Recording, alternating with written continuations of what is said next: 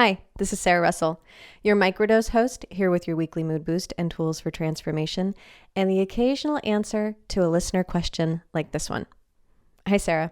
I have a real question for you this time. Since in your podcast you say, if you have any relationship issues you'd like to talk about, let me know. My question is, what do you do when you realize you've been imprinted by someone? Like you feel like part of them is now in you, like you've absorbed part of them, and you know it's not both ways.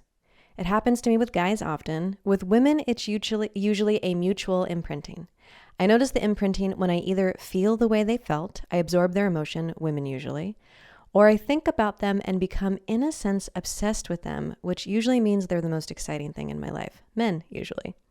I know this is not a balanced interaction relationship between two people, and it negatively affects me. I think it positively affects the other person, but not always and only in a temporary way. I was essentially wondering if you had any tips on this. What would you do in my situation?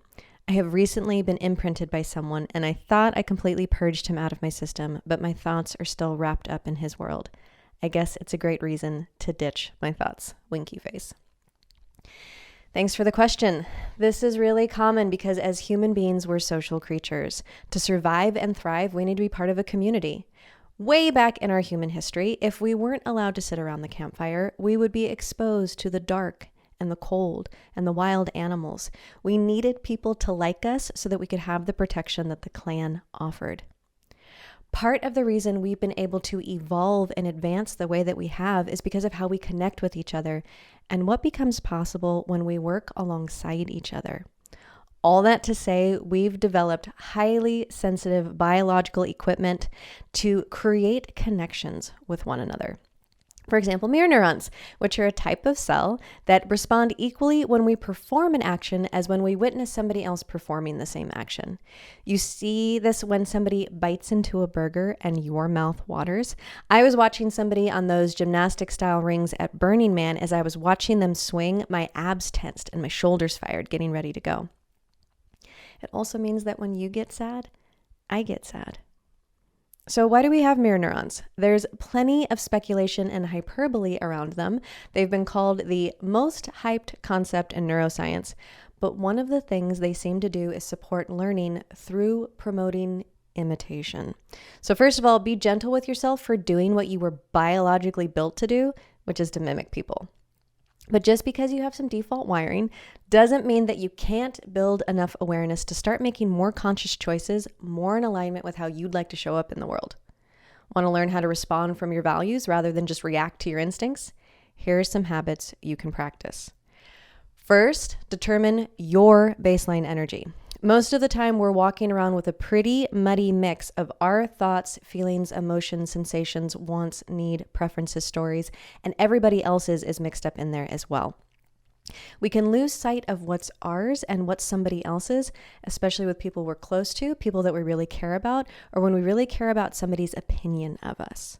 So you'll need some kind of emptying out practice. And a quick and easy one that I like to use that I've mentioned on this podcast before is to imagine that there is a river flowing through my body and flowing through my energy field.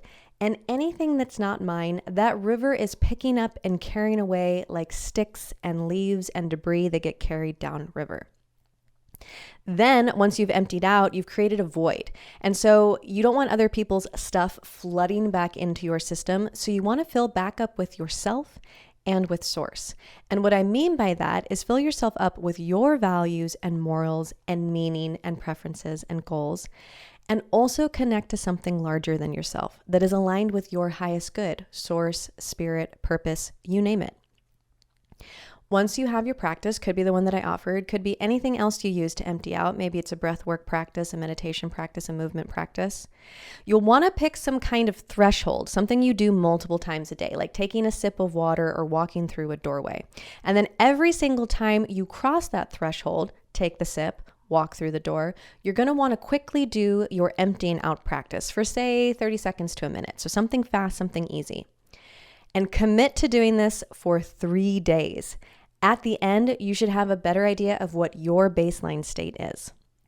Now, if you're becoming obsessed with people that you're sexually attracted to, you're probably going to want to track something called new relationship energy, also known as NRE. And this is a big enough topic that I should and will do a whole nother podcast on what it is and how to manage it. But for now, know that basically you're getting hijacked by chemicals that want you to quickly bond with somebody else. Again, we're social creatures. And it's helpful to have a plan for how to manage that, such as making sure you're interrupting your habit of compulsively checking their social media. Social media gives us that false feeling of social connection, which offers us a massive dopamine hit. And rather than denying yourself that dopamine, give it to yourself in a meaningful or functional way. Drop into a plank pose to get some of those endorphins, or eat a piece of chocolate so that you're still satisfying your craving for something that feels good, but pairing it with a habit that doesn't make you feel so bad or out of control. If you need to turn off obsessive thoughts, check out episode number 77, How to Quiet Your Inner Critic. It's a good place to start skill building some helpful mental health habits. In either case, whether the imprinting is one-sided or there's a cross-pollination happening, you're going to want to practice embodying your wants and needs. And in Skills for Change, we have a practice that's based on Aikido moves that teaches people how to powerfully and purposefully own their preferences. So what you're going to do is imagine that you're facing somebody else and you're standing about 6 feet apart. You're going to extend your arm fully so that it's parallel to the ground and flex your hand at the wrist. Now, this shape is how you hold your wants and preferences. Now, you have to imagine the other person is mirroring you. They're doing the exact same thing. They also have an arm extended, flexed at the wrist, parallel to the ground, that is their wants and preferences and needs. And they're going to come towards you with all of that energy. And ideally, what you want to be able to do is meet them palm to palm without either one of you collapsing your arms or trying to force into some kind of battle mode, but rather just meet each other and have some kind of reasonable negotiation about how you can both enact your preferences. So ideally, there's some kind of cooperation here. But what that might mean is if your arm's fully extended and their arm's fully extended and y'all can't agree on what you want to with each other, you might actually just need to take enough space, take a step back so you have enough space to be fully extending into your preferences. They can be fully extending into their preferences, which means some kind of disentangling. So that's a practice that if you came in and were coaching with me, I would actually lead you through that in a somatic way, but just the visualization alone so that you know, like, you're not collapsing and you're not forcing, you're just holding firm, you're just holding steady.